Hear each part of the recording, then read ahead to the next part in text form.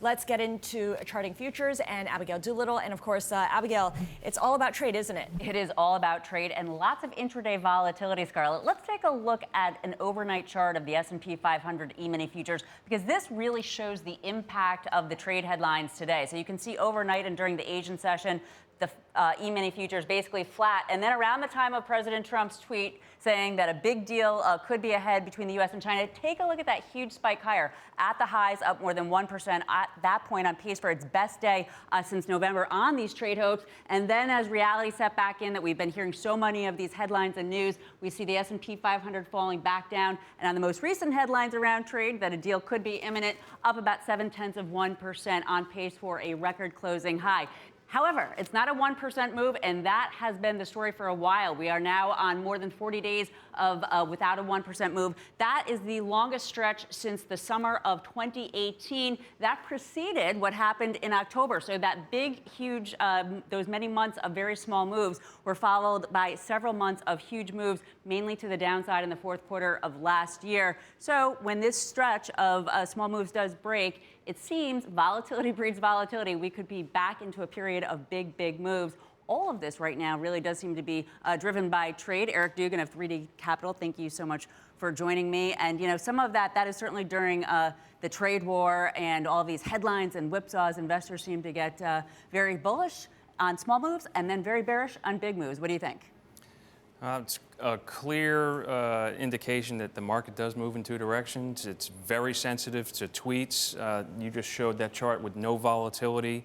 1 minute there's volatility, 1 minute there's no volatility. It's been the chop, I think, is what you refer to it as. Certainly the chop. So before we take a look at your chart that shows long-term, okay, actually, let's take a look at your weekly chart of the S&P 500, because what makes this chart so interesting, and it's the E-mini futures, is the fact that it really, there was a period of relative calm, 12 up months in a row. That was a record, you're telling me. And then that volatility we're seeing there, that was right around the time of the beginning of the trade war, right around when President Trump lobbed tariffs on both washing machines and solar panels coming from China, and then boom, all this volatility. Correct. So 12 consecutive up months in 2017 preceded the trade tariffs at the end of January. We had an 11% correction in 3 days. Wow. 5 or 6 months of grinding higher. We then dropped 20% in the last quarter of last year, and clearly it's been another grind higher. These are two 8% drawdowns.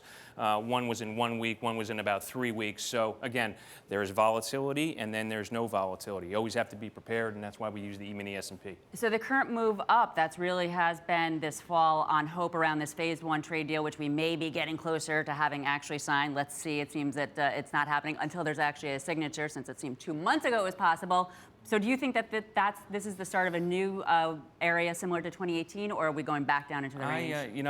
I'm concerned.